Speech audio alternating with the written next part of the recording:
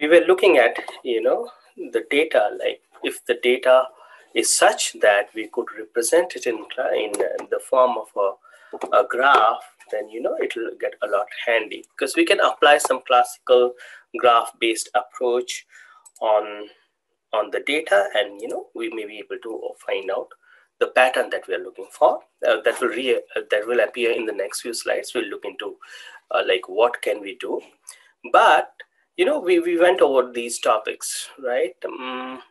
Yeah, we did. All right, so this whole topic was about neighborhood based modeling, right? So we did exploit the idea of neighborhood for a classifier like nearest neighbor. We started discussion with, and then we moved it more general by making it k nearest neighbor, right? And then we realized that fine, knn is a very cool classifier, which is a non-linear classifier. We can use it to learn any non-linear decision boundary. Great. But the biggest problem was that the cost of computing the neighborhood, the nearest neighbor, was expensive. We need to compute the cost with all the cost means the distance of a query point. We need to find with all the data point in the training data, which was expensive. So we learned about some techniques, not in detail, but we learned that yeah, people have used Voronoi diagrams, uh, they have used KD trees, and there is a hashing technique which we can use to improve our search for the nearest neighbor. Good, right? And then we got into the graph. We started thinking that if our data is such that we could represent it in the form of a network, then probably our analysis will become a lot easier. Okay, so we would look into one very popular approach which is applied on the graph only. But before that, let's have a look at this slide. So in a lot of scenarios, it will be a lot convenient for us to model the data as a graph, right? Like social network. In social network, there are people. We can represent them as vertices of a graph, and then if these people are known to each other, then we can connect those vertices. If person X knows person Y, then we will represent X and Y as two nodes in our graph, right? We can have many more. There are so many people, right? So the number of nodes are going to be really huge here, and then we can connect.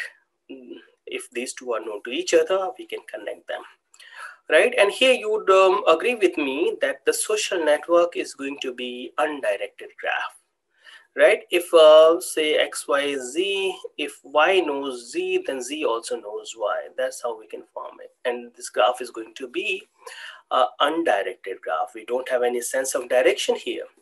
Whereas if we change the domain slightly and we start thinking about the structure of the web, right? World Wide Web, where we have a lot of web pages, and all these pages are connected with each other with the help of the hyperlink, right? So in place of people as X, Y, Z, A, B, C, let me make these as A, B, C, D, E, F. If these were web pages, if these are web pages, then these are going to be direct. I mean, the edges that you will form here are going to be directed, because it's in a web, in a World Wide Web. If there are two pages like X and Y, and you find a hyperlink of X, Y on X, that means X is pointing to Y.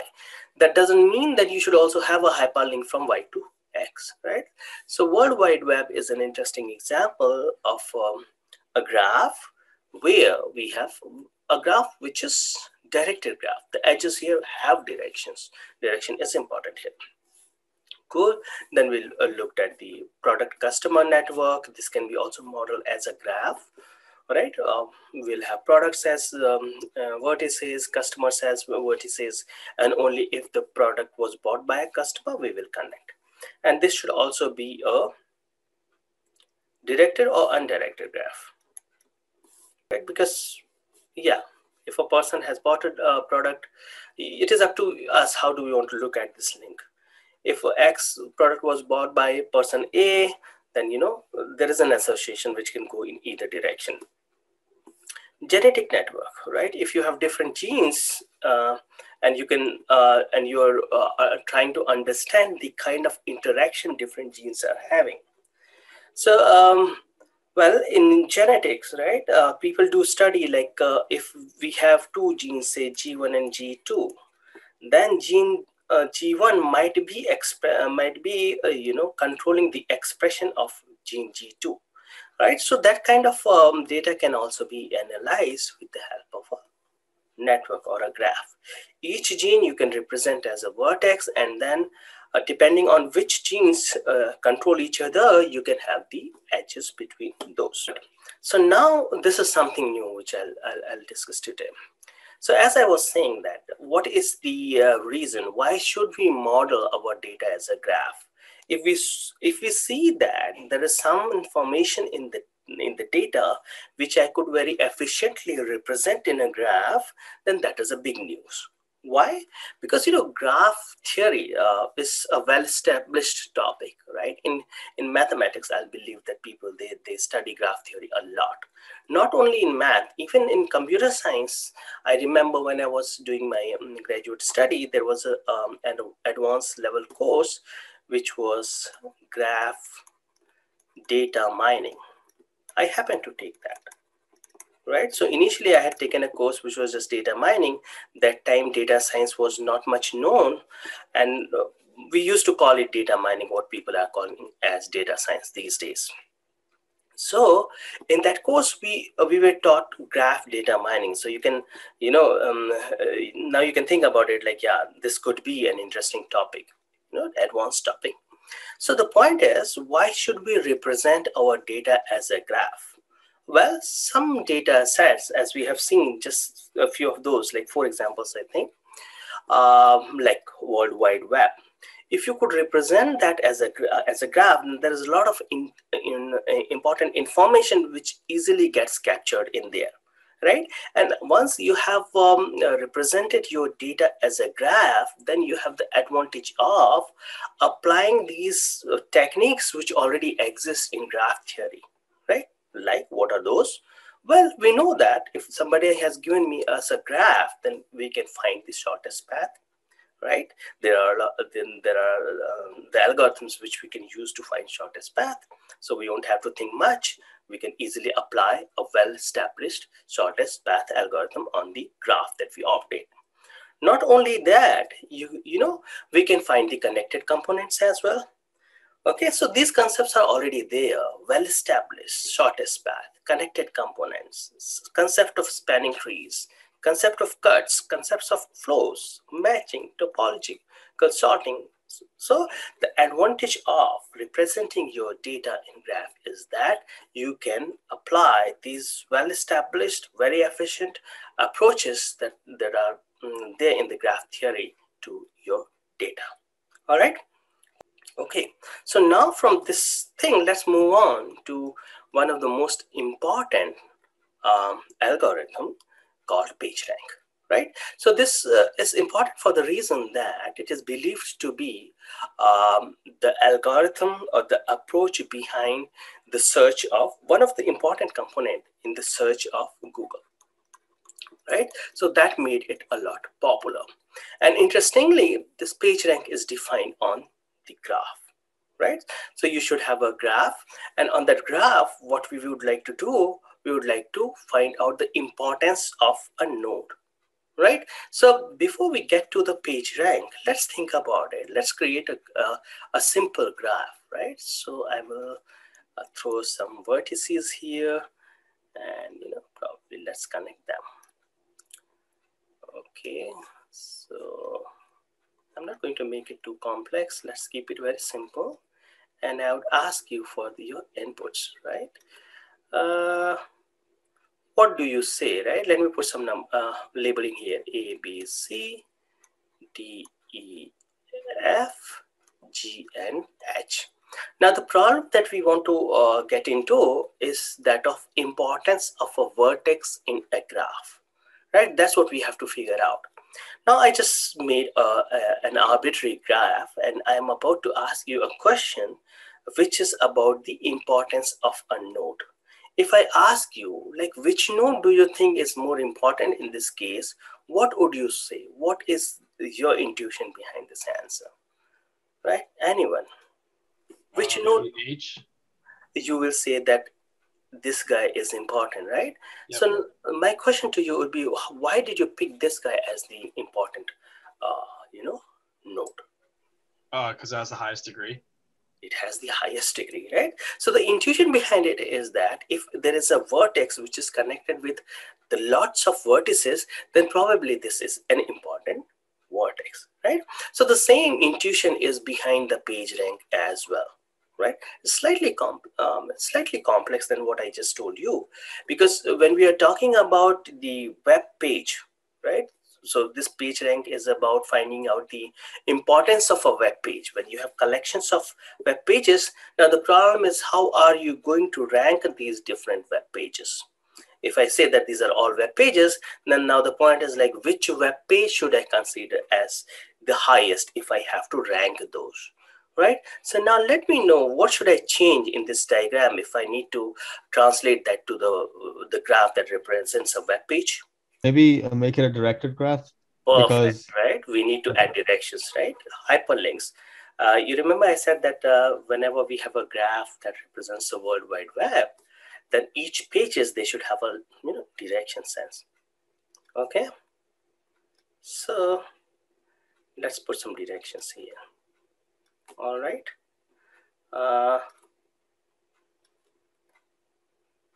Okay, fine. So whenever we are thinking about the different web pages involved, and now we want to find out which one is more important, then you just pointed out, right? Like the degree should be a criteria. The node with the highest degree should be given more priority, right? Should earn the highest rank. Now, when I made that directed, then how do you redefine your definition? Should it be degree or something else? What kind of degree, right? Fine, it should be a degree, like, but which degree, right?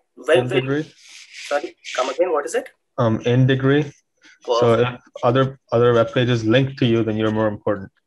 That's it, right? So we are developing the intuition, like what must have been behind this formulation, right? What prompted them to arrive at this page rank formulation? Yeah, in degree is important. Why? See, look at it, right? A web page which is important would definitely have the in link from different other web pages, right? So let's try to understand the same concept with the help of this funny cartoon over here. Okay, so here we have these emoticons that you see are all representing the web pages. So if you want to count it, then this is 1 2 3 4 5 6 7 8 9 10 11 11, or maybe I missed one, or 12, right? But these are all web pages, and then you can see there, they're pointing. So this pointing thing is the link, right? So here you can make it out, right? If you want to find out like which node has the highest in link to it, right? So how many web pages are pointing to it, then you can easily identify that this bigger guy in yellow is probably the highest rank. Why? Because see, the red is pointing, that is one. This guy is also pointing. This guy is also pointing. Almost all the other web pages that you have, they are pointing to this person. All right. So it has a lot of in degrees coming into it. So that would matter in the computation of the page rank in degrees. And not only in degrees, there's another factor involved, that is about these web pages. Like, let's think of two situations.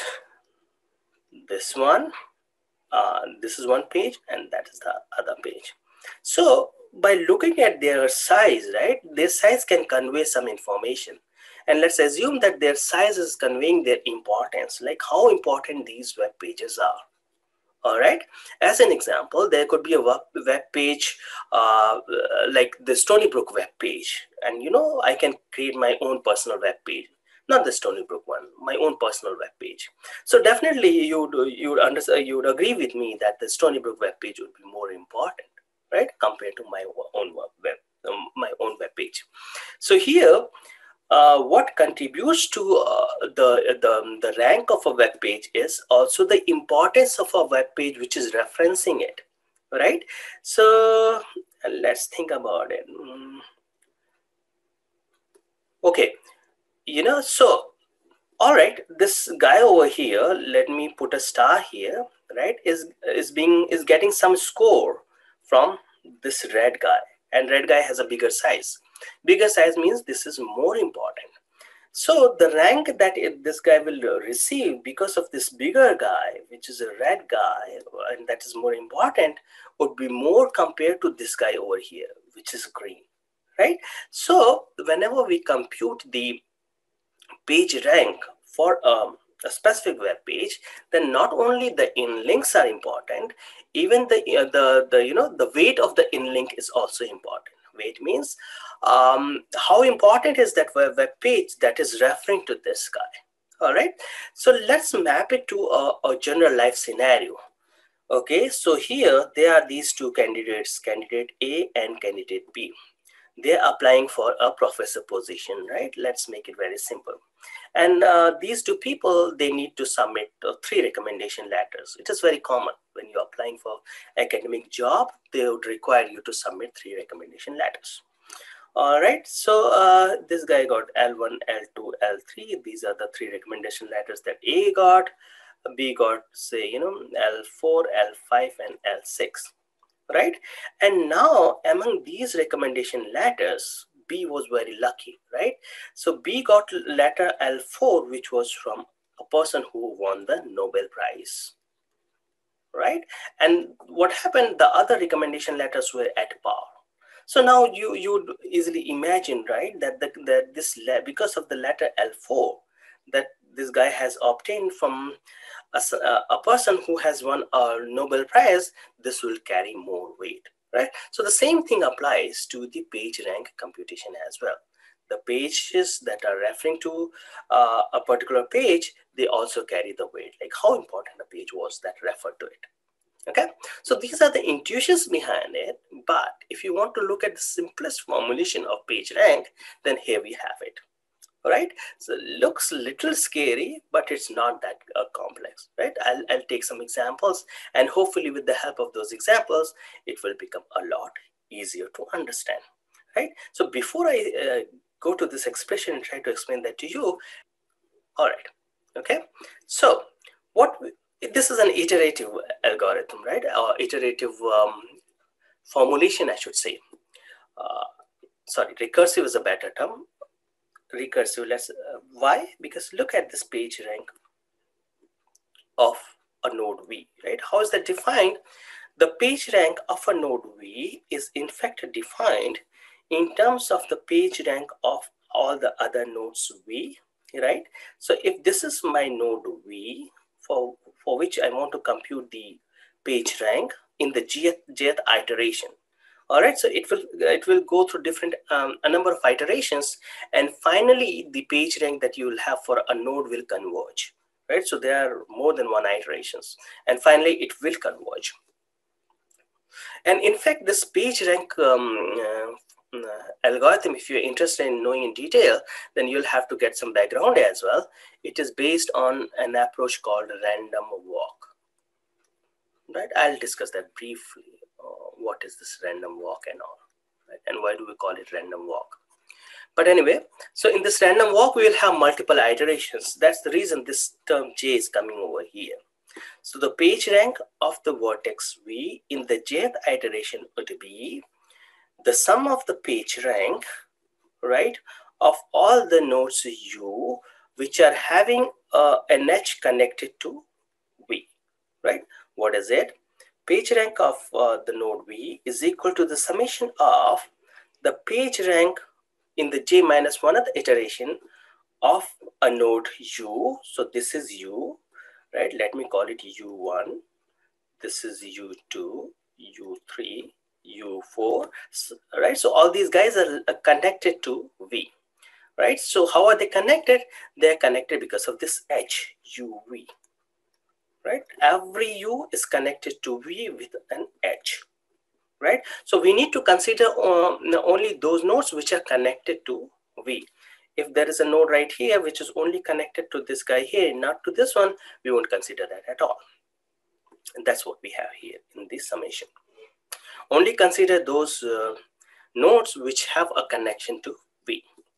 So we will consider the page the page rank of these guys, page rank in G minus ith iteration of all V use divided by their out degree.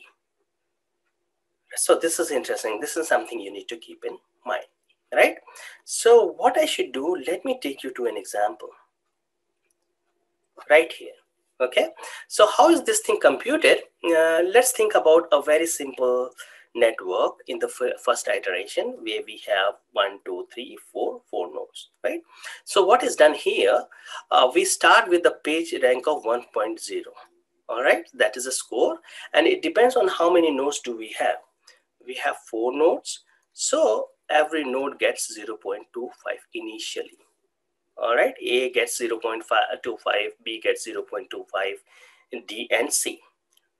Then what will happen actually after the end of one iteration? Well, this is very simple. Why? Because C had 0.25, right? D has 0.25 and B has 0.25. So they all have the link towards A. Okay, so in the first iteration, what will happen?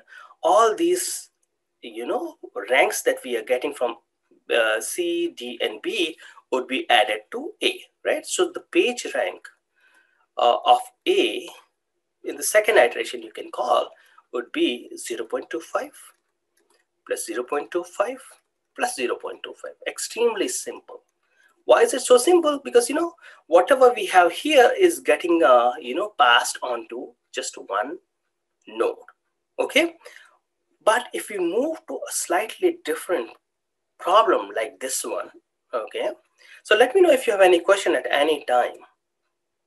Is this thing good? Okay, so let's look at a different structure here. Now we have B connected to C, B is connected to A, C is connected to A, and that's it. D is connected to C, A, and B, right? So the same thing we will do. Initially, the score was 1.0 for the whole network.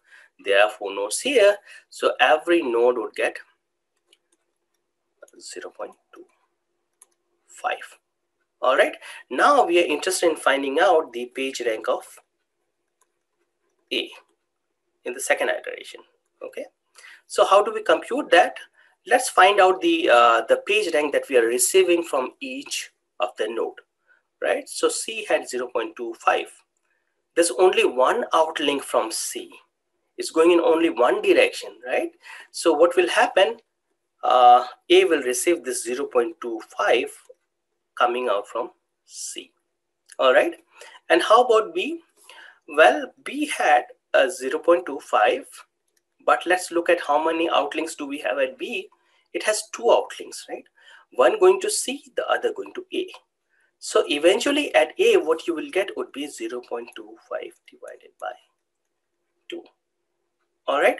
How about D? D has a link to A, and D also had initially 0.25, right? But because of the 3 links that we have, 3 outlinks that we have from D, A will only get by 3 of that.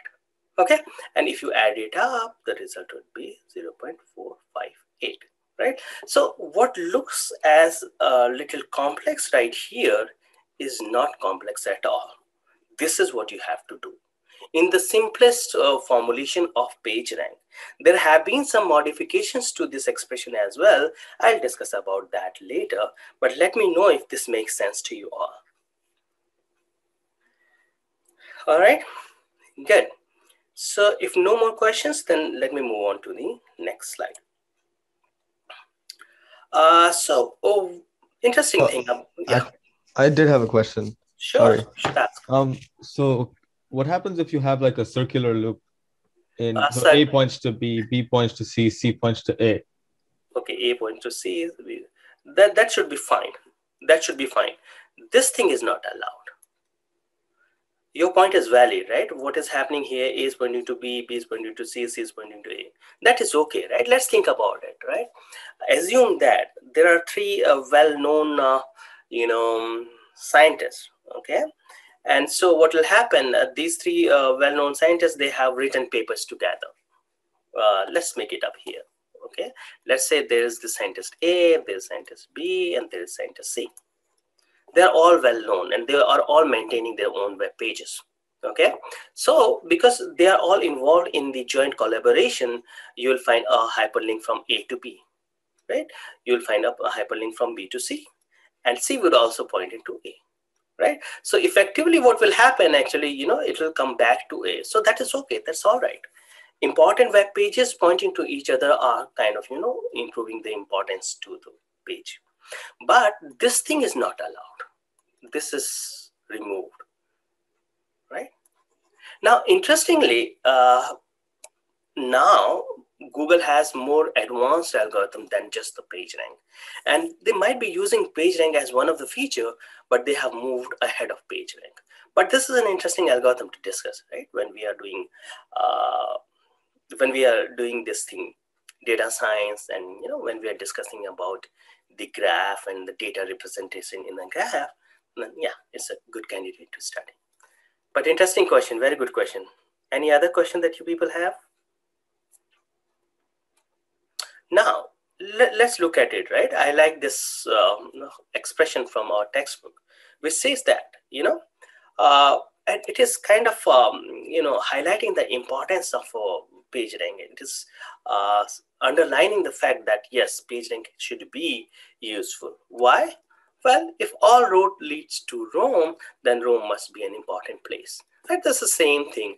If everybody is pointing to one web page, everybody is having the hyperlink to one web page, then most probably that page is an important web page.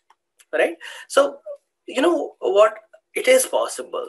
People may try to give more importance to their web pages by, doing something like this. Say, I have my web page I created, WP1. And in order to improve the importance of this guy, what I'll do, I'll create few more web pages and I'll have the hyperlink to my web page, right? Do you think it is going to help me? Will it improve my score? If I have more web pages and they are all linked to my web page, right? More pages and I'm just linking those to mine in an attempt to improve my page rank. Do you think it will help over the long run? Over the long run means the page rank has to run for several iterations. It's not just the one iteration, right? Probably not as much as you'd expect because those pages themselves aren't going to have. Perfect, right? It is important, like how, their strength is also important. These are all dummy pages that I created, right? So we do have that factor, the importance of these pages which are linking to a particular page, okay? So PageRank is a good feature to measure because it also, in a way, computes the centrality or importance of the vertices. Now, it seems to me, sure. Is the weight of the page always going to be the total number of nodes, or is it always going to be 1 divided by the total number of nodes? We start with that. Yes, we start with that. Because it has to, see, initially, there was a different formulation. Initially, they started with the score as n, right? The score was n. I mean, in the initial version of the PageRank, the score that they started was n. N is equal to number of pages that you have. Okay, so in our example, n would be 1, 2, 3, 4, 5, 6, 7, 8, 9, 10, 11. But then when they refined it, they thought like, all these things should be a probability measure, right? They want this rank to be a probabilistic number, right? So for that reason, what they said, okay, let's start with score as 1, and this would be the total page rank of the whole www, right? And then we will evenly divide the page rank to all the web pages that we have, and then let's run this. Let's run this iterative, right? It's not really recursive, it is iterative actually. Run that for several iterations and let's figure out. and eventually it will converge. It will converge. Okay. Now, I wanted to point out this thing. Well, because of the time constraint, I could not get more contents, and since the book is also not covering too much of this thing in detail, so I did not do that. Well, there is something called as random walk, right? So what is a random walk? Let's not get into that. Let's connect this random walk thing to the page rank, right? So the way page rank has been formulated, it is formulated on the basis of this notion that let's assume that somebody has got into the internet, right? And that person is randomly clicking web pages, right? So if the person was on this web page, that person clicked the hyperlink, reached to this one, clicked the hyperlink, reached to this one, and to this one. So the formulation is it is based on the fact that if somebody sits on the internet and randomly starts clicking the hyperlinks, then what is the probability that eventually that person would be reaching at a particular node, right? So this guy right here has the highest probability that if a person gets into this web and starts clicking randomly, right? So the probability is there inherently in this formulation. Does that help? That's the random walk thing.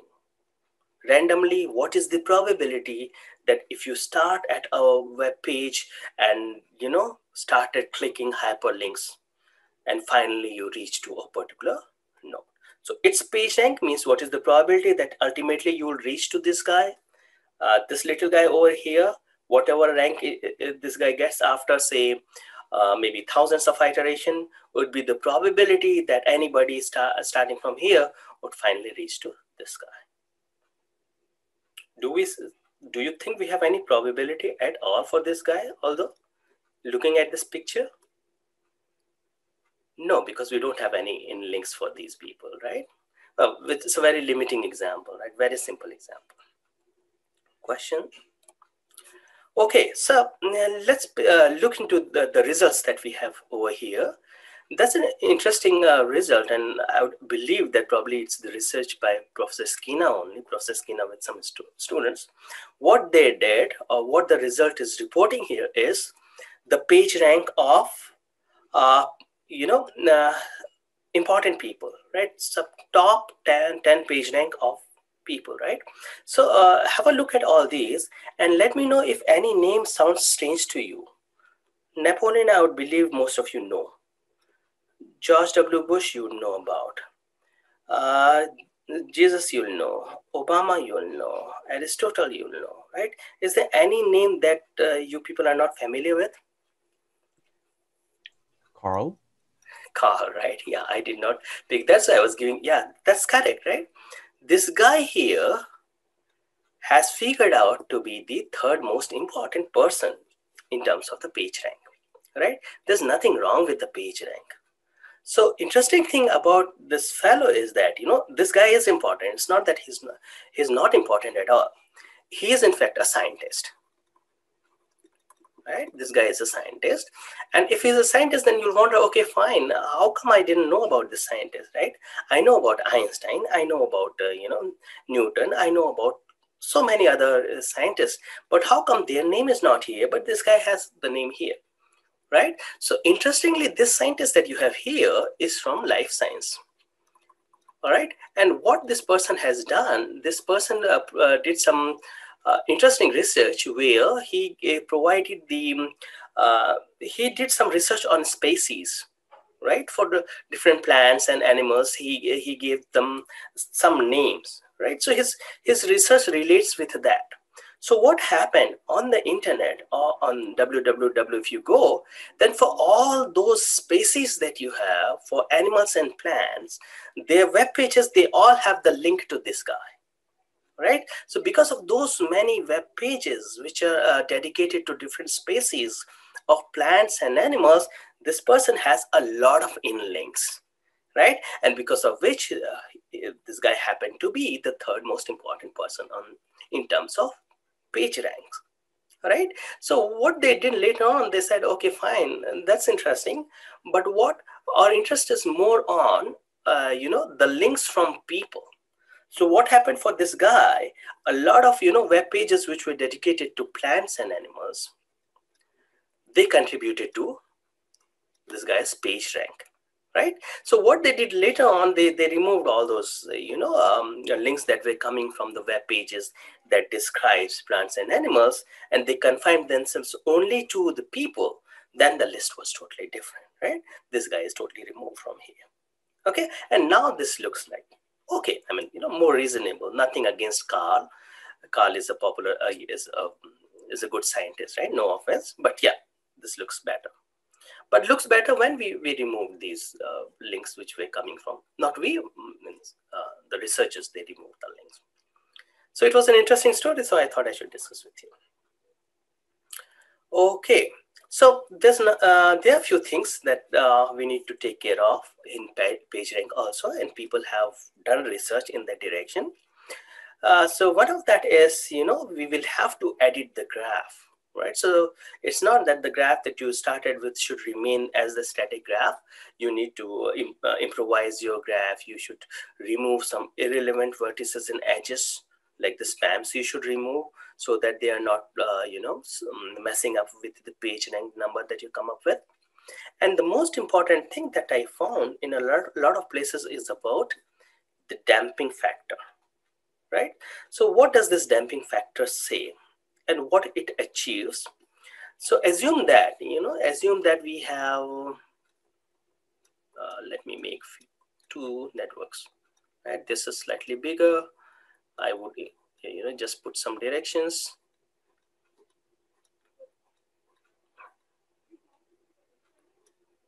There are some directions here. Okay, this is one graph, and then we have another graph. Okay, here we have A, B, and C.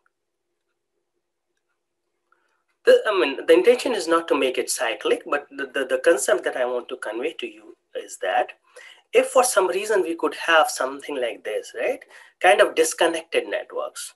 Now you'd argue, like, in the World Wide Web, we should not have pages as disconnected, but they kind of looked into, right, if that was a scenario. Then because of these links, it is possible that this guy may not have. It is possible, right? We can connect in this way, but since this guy cannot go out, it will keep on moving in this direction only. So the point was that if somebody starts clicking, right, it has to do with the random walk thing. Just following the links, just following the out links, it is possible that a person may get stuck in this local network only. There's no way for this guy to go out because there is no outlink, right? So that is a drawback. So what people thought of was a damping factor. What does this damping factor do? Well, the damping factor, let me see if I can club that in this expression, right? So what a damping factor would do, damping factor would add a term, right? Like, let's call it P. What is this P? P is the probability with which you will follow your outlinks, right? The probability with which you will follow the outlinks, and 1 minus P would be the probability with which you will take a random jump to any other node on the internet, right? So how will that happen in this scenario? Well, and they have this picture, this number, the factor, damping factor was found to be 0.85. So with 0.85 probability, you will follow your outlinks, and with the probability of 0.15 randomly, 0.15 randomly, you will pick any other node on the graph, and you will jump to that. Right? So that will take care of this problem where you might be isolated in just one smaller graph. Okay, so probably this is the okay, these examples I already looked into, right? So that's the last point that I have on this lecture, and I'll take you to the other topic. So the page rank is less important to Google today, but yeah, it is an interesting algorithm nonetheless. Discuss about another approach, which is clustering. right? So what is clustering? We have seen classification, right? So often classification and clustering, are, I would consider these two as maybe the most important modeling techniques in machine learning.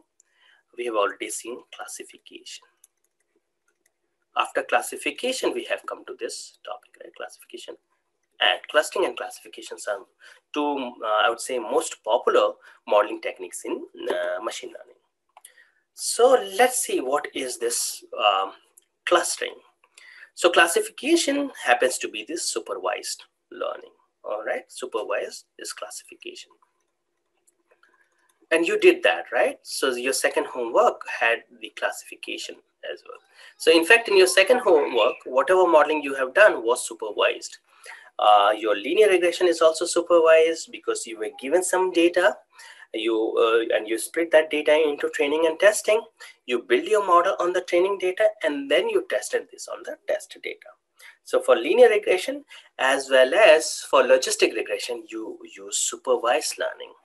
We will now discuss clustering, and clustering happens to be in this class of unsupervised learning techniques, right? Why unsupervised learning techniques? Because you know what? You will be given something like this, right? I'm not sure whether you can see that. Yeah, this is the data given to you. Do you see any label in this data? Anyone who can see any labeling on this data? No. Not at, no. Yeah, sorry. Go ahead, David. Was it David? Yeah, I just answered it, yeah. So you said there is a label, or you said there is no label? No, I was just saying no label. No. Yeah, no label, right? Everything looks same. If I could change the color, if I make it red and this blue, then yes, we do have label. So labeling is done by color coding. But here everything is in black. That means there is no label at all. But see, the data is so simple that we can sense that there is some grouping, there is some pattern. But as goes labeling, no, we are not given any help as goes labeling. So whatever algorithm we apply here should be unsupervised. No input is given to us like how to, learn anything from this. Good. So, okay. So the methods discussed so far assume that the class labels or the target variable are available in the training data, right? So we had the concept of training data, but now we just have the data, right? It is up to us. The data is given to us and we are asked to, come up with some information. All right, so this is going to be a little tricky for us. Nobody is helping us out. It is unsupervised. We need to figure it out. Now, what do we do in clustering or in clustering rather, right? So in any unsupervised method, what we do, we try to find structure in the data by providing some labels, right? And in clustering, see, this unsupervised should be rather better called as clustering, because in unsupervised learning, there are other approaches as well. But if we consider this as clustering, we'll say clustering methods try to find structure in the data by providing labels or the values without any trusted standard, right? So let's go back to this example that we had. It all depends on my clustering algorithm, right? So what ideally, if I trust my eyes, right? And according to me, I would count it as 1, 2, 3, 4, 5 and 6, 7, 8 and 9. All right, let's assume that we have 9 clusters here. So I don't have any domain knowledge. Just looking at these points, I'll say, okay, there are 1, 2, 3, 4, 5, 6, 7, 8 and 9 groups. And I would like my algorithm to run on this and label all these 5 points as 1, all these remaining 6 points as 2, 3, 4, some labels. And my interest in giving them the label is just to distinguish one group from the other. This being 1 and that being 3 has nothing to do with their rank. It's not a ranking. These are just the labels that I want to give to these data points, just to distinguish that and just to understand like what is the process that is generating it. Okay, question? All right, so that's what our unsupervised learning in terms of clustering will do. Now, you can see supervised, there is unsupervised, and there's another very rich domain of research which is called semi-supervised methods, right? So can you guess like what would be there in semi-supervised? In supervised, we do have training data. In unsupervised, we don't have a training data. Then what could be there in semi-supervised methods, right? And these two are two extremes. Supervised means, yes, we do have sufficient training data to train our model. Unsupervised, there's no labeling at all, right? So the only way is to apply our own logic to it. Just run our clustering algorithm and come up with the labels. In certain domains, we may have training data, right? So it could be something like this, I have 20% labeled data. Now you would ask, okay, fine, why do I have only 20% labeling data? Well, labeled data are difficult to obtain, right? So much so that a lot of times the labeling is done manually, right? So when labeling is so expensive and I have only 20% of the labeled data, and I need to learn a model, and for learning I should need at least 70% of training data. So what the semi-supervised modeling approaches do, they learn from these 20% trained data, and they try to put labels on the remaining data which is not labeled with confidence, right? So what can happen is that from this 20% training data, I would learn a model which would not be good enough to predict the remaining 80%. What I would do is I would start, predicting the data from 80%, and there will be some data samples that I could probably, label with 95%. I'm just coming up with an example. There will be some data points out of these 80% unlabeled data which I could label with high confidence, like 95% confidence, right? So what I would do on the basis of my confidence, I will increase my, labeled data, right? So there are techniques, they are really pretty good techniques, proposed in semi-supervised learning, where they start from a very low percentage of labeled data and they go on to, maybe some 70% or even more. Okay. And then from then onwards, they will reach to a point where they can do the supervised learning. Make sense? Right? It falls somewhere in between supervised and unsupervised learning. It was pretty rich research domain around, I'd say, some 2008. Okay, so now what is clustering? Interestingly, for clustering, you'll find so many definitions, right? Make sure that you are able to write one, which is conveying the idea behind clustering. And it is, it has, although you can phrase it in different ways, but that's the same thing. Clustering, what is it? Is the problem of grouping points by similarity, right? So what do we mean by that? Let me read all these things and then I'll provide my definition as well if needed. Clustering is the problem of grouping points by similarity. Often elements come from a small number of sources or explanation, and clustering is a good way to reveal these origins. Similarity is defined by underlying distance functions, right? So I don't know whether you were able to follow this thing or not. You might be wondering, like, why did we get into the clustering after k-means? Sorry, not k-means, KNN.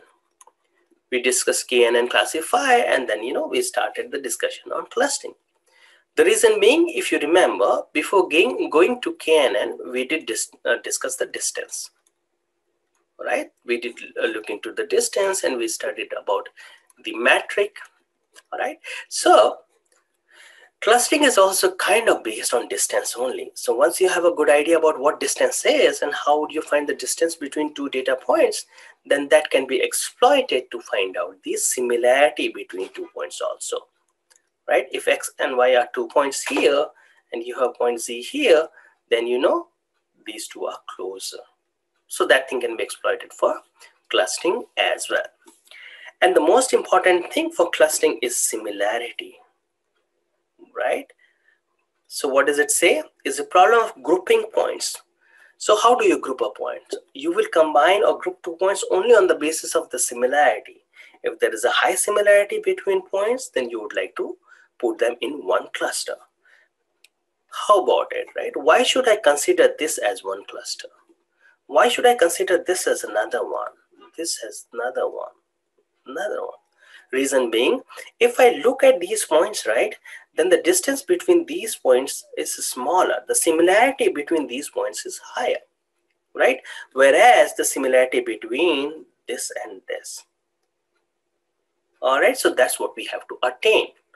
We want to group the points in such a way that the similarity between the points in a cluster is higher compared to the similarity between the points lying in different clusters, right? Is that making sense? Okay, so clustering is based on similarity measures. So if you have to do clustering, first thing that you need to figure out is a good enough similarity measure. So what would be the difference between, or is like the concept of nearest neighbors dependent on using clustering by any chance, or are these two like separate entities that would be used in different applications? Good. So your point is, how is KNN connected with clustering? Is that your question? Yeah, like is there a connection at all, or are they separate entities? They are separate entities. Why? KNN is a classifier, right?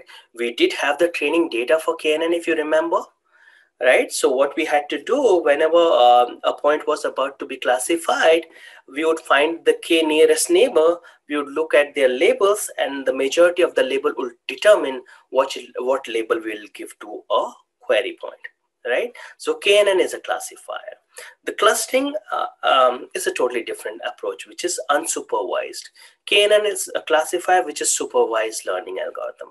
Clustering is unsupervised learning algorithm. Now, the only connection that we have between KNN and clustering that we are doing here is the notion of distance. Does it help?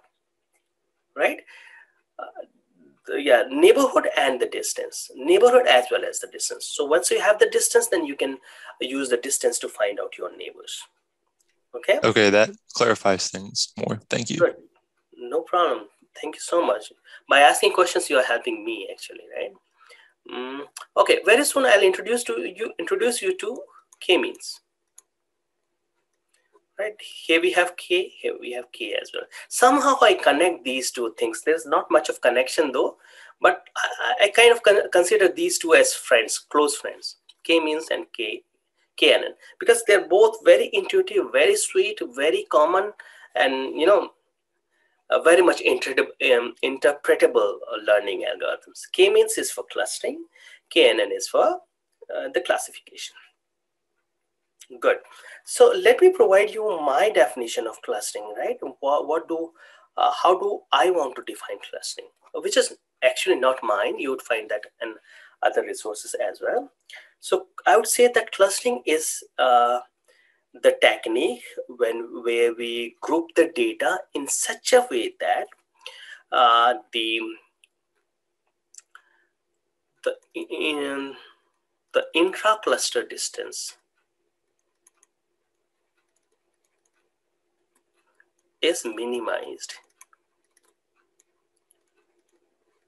right? So I would say that clustering is an approach where we group the data into groups called clusters, where the intra-cluster distance should be minimized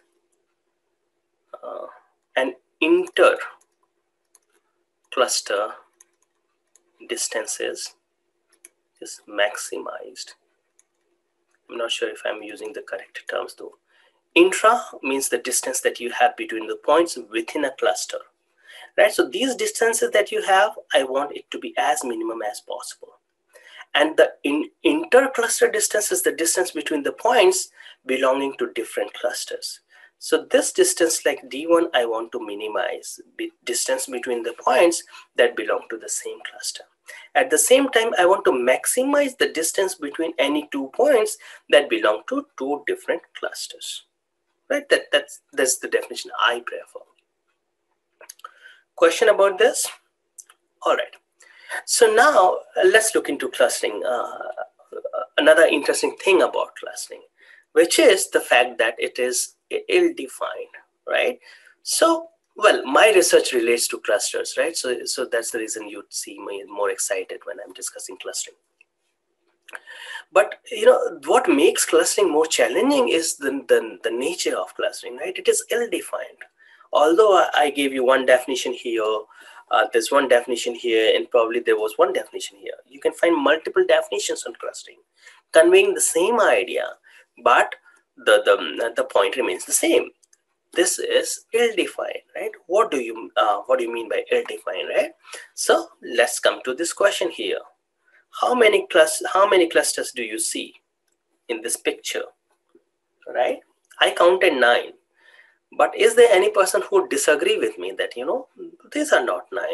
Probably this is 1, 2, and 3. Right? Is that point clear? Well, in this case, it is pretty. Yeah, go ahead, somebody.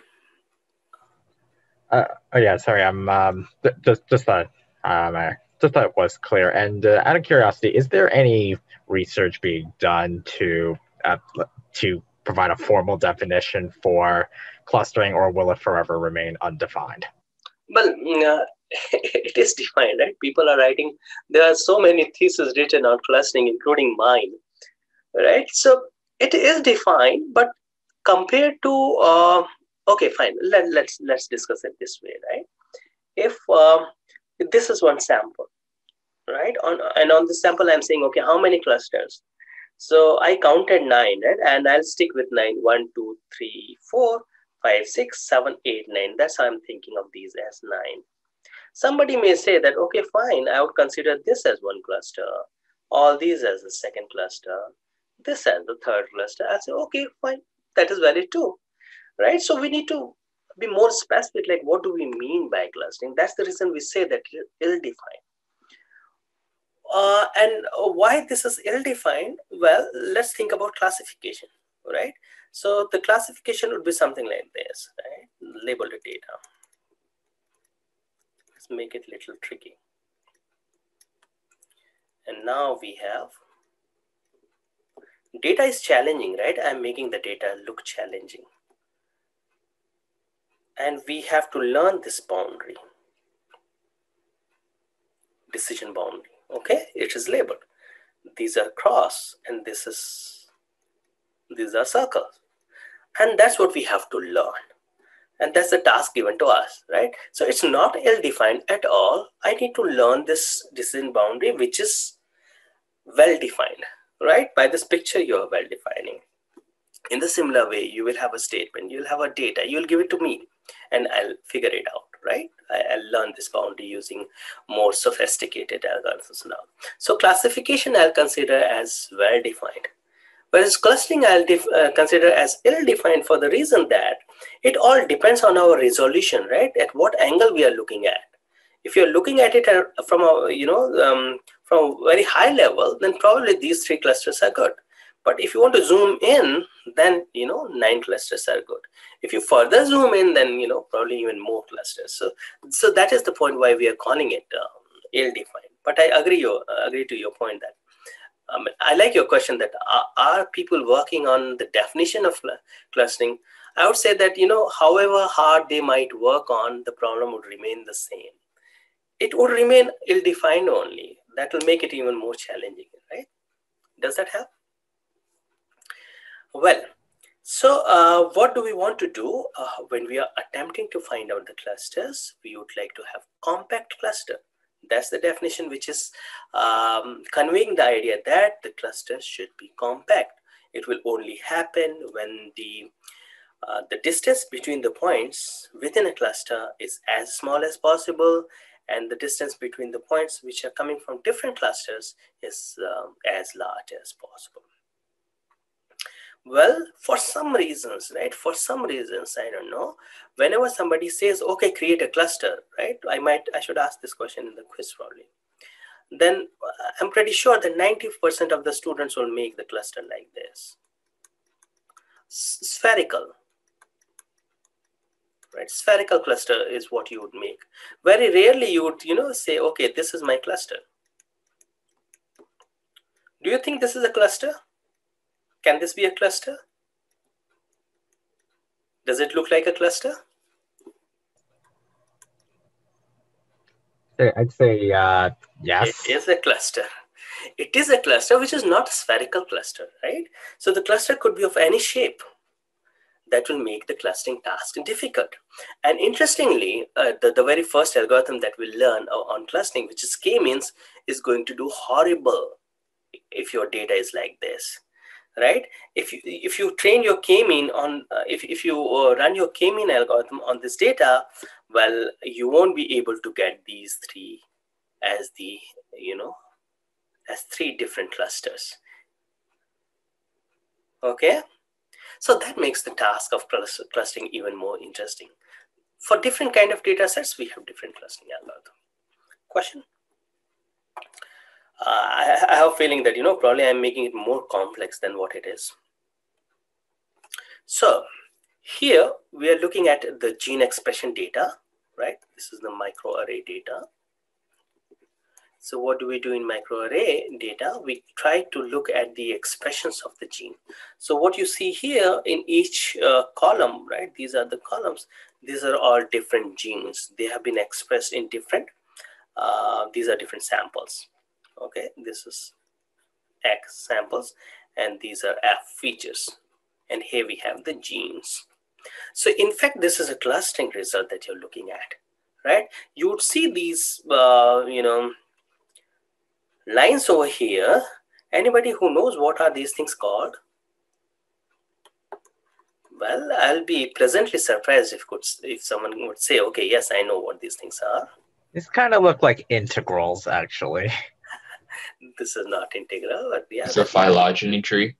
It is, right? Very good. So how come you know about that, man? I mean, I took a bio class. Oh, okay, good. Good to have you in the class then, right? Yeah. So you do understand what these gene expressions are, and microarray or no? Yeah, they're used to track. I think it's like how animals or something like evolve, so you're able to like trace, like how certain like animals and stuff evolve. Like that's how they're able to tell like where did viruses originate from. Good, right? You're correct, right? So whenever we want to study gene expression, we make use of microarray data. Good. So it's a little complex actually. I'm limited by my understanding of this data. Anyway, so here what you see, which student said that these are phylogenetic tree, is correct in fact, right? And there are these things called as dendrograms. So what you're looking here as these, these edges. So they are all representing clusters. How come this is a cluster? For that, we'll have to, the next topic, which I think I'll cover in the next class, agglomerative clustering. Agglomerative clustering. Once we understand that, then we will understand, okay, fine, what we are doing here is, in fact, we are clustering. And, for clustering also, we have different techniques. Right, so the k-mean that we will look into very soon is the partitioning base. Right, you continue to partition your data as long as you get the perfect partitioning. So k-mean is an example of partitioning. Then there are hierarchical approach to clustering. So agglomerative clustering that we have is a kind of hierarchical clustering. So all these things are representing the hierarchical clustering thing. It's a little complex. Once you look at the simpler example, it will make more sense then. We have density-based clustering as well. All right, and we have graph-based clustering as well. So there are different approaches to clustering. We will start with the partitioning based. These dendrograms that you have, these are called dendrograms of phylogenetic trees, are based on the hierarchical approach to clustering. Okay, now the point is, why should we think about clustering? Why should we even learn about clustering in data science? Right, so these are some points in favor of clustering techniques. Like, why should we learn clustering? Well, the first thing that we would learn after doing clustering is that we'll get some hypothesis, All right. If we know nothing about the data has been just given to us, then we'll first try to come up with some class. We'll do clustering and we'll see, okay, fine. Is my clustering saying something about the data? All right. So interestingly, it has been discussed in our textbook, which says that, you know, if an alien visits our planet and we give the alien the data, right, that has heights and weights of maybe billions of people, then by looking at the data, right, and doing some clustering, the alien would realize that probably there are two clusters, right? One cluster belonging to males and the other cluster belonging to females. Reason being, you know, males are usually taller and heavier compared to females, right? So that is an interesting example. When a data is given to you, by using clustering techniques, you will be able to find out the natural grouping inside the data. All right, so if nobody is telling me anything about how many groups I have in the data or how many classes do I have in the data, then I will try a clustering algorithm. And if I'm lucky, then using that, I will be able to find out the grouping within the data, right? Why? Because if you look at this data of men versus women, and you are given the heights, right? So you would understand that men are different, women are different in terms of their height and weight. So their data will, you know, behave differently. And if you want to think statistically, right? So there'll be a normal distribution that would correspond to the height and weight of men. Height would be one distribution, weight would be different distribution. Similarly, you'll have the normal distribution for men and women as well. So clustering is an important technique which we can use in order to get some idea about the number of sources which are generating the data that is given to us, right? If it is being generated from one source only, then we'll find one cluster only. We'll have a tough time finding more than one cluster, right? So that is about hypothesis. And as an example, assume, you know, I was given a data about, say, about people from a region, right? And I did the clustering on that, and I was able to find 4 groups: G1, G2, G3, and G4.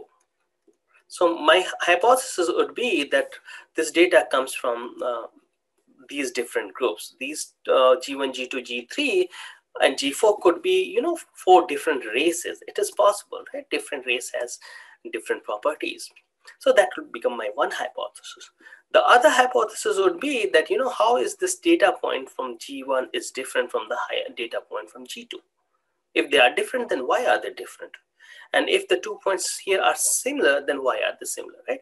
So with clustering, you have the possibility of, you know, exploring so many hypotheses. It'll give you some starting point.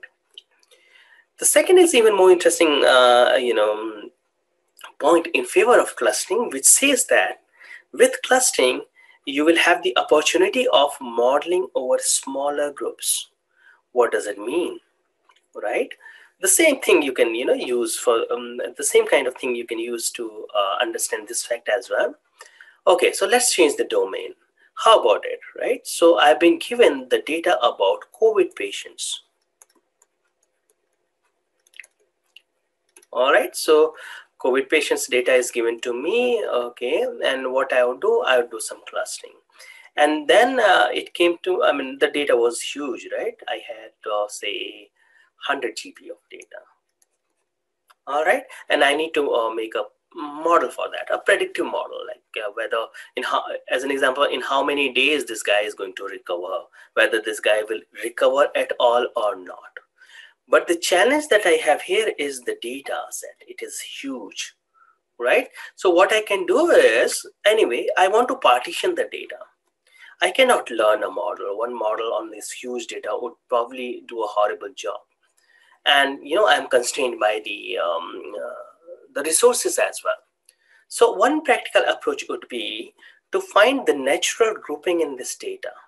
All right, probably, you know, I'll apply some clustering algorithm and I'll I'll partition this data naturally into say 100 clusters. All right, and when I'm using clustering, then using clustering, I will be able to group this data into homogeneous groups. Homogeneous means each group will have similar kind of data points, right? And then what I would do, rather than building one predictive model for whole of the data, I'll come up with 100 predictive models. This 100 looks a little bigger, right? So we can change that to 50 or any manageable size.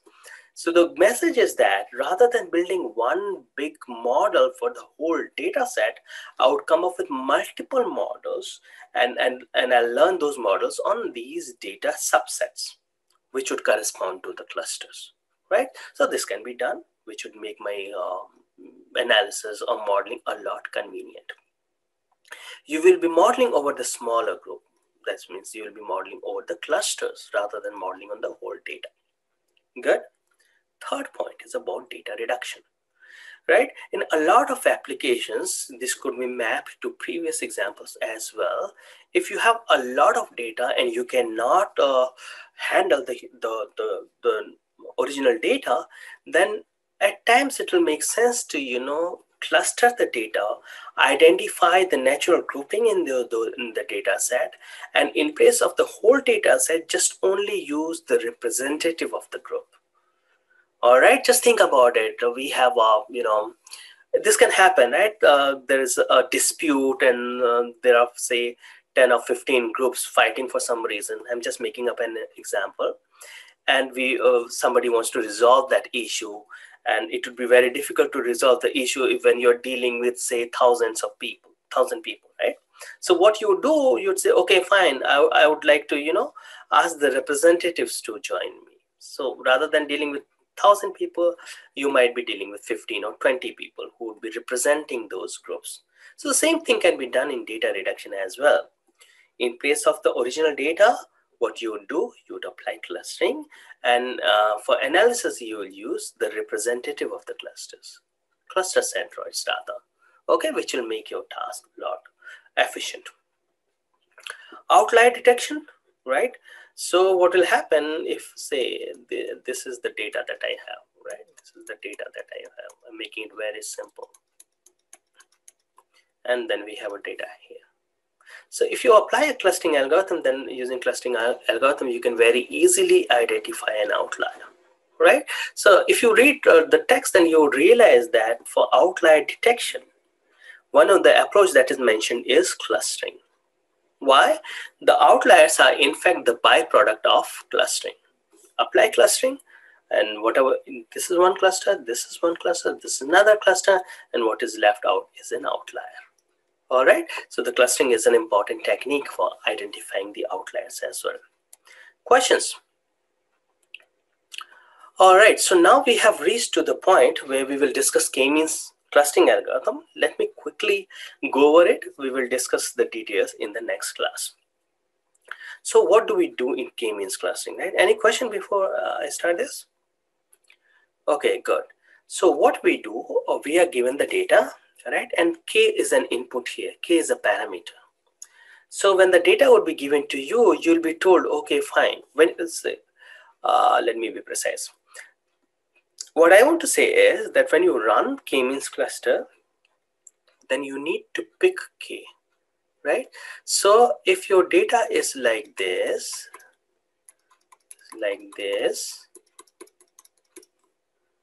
and this, right?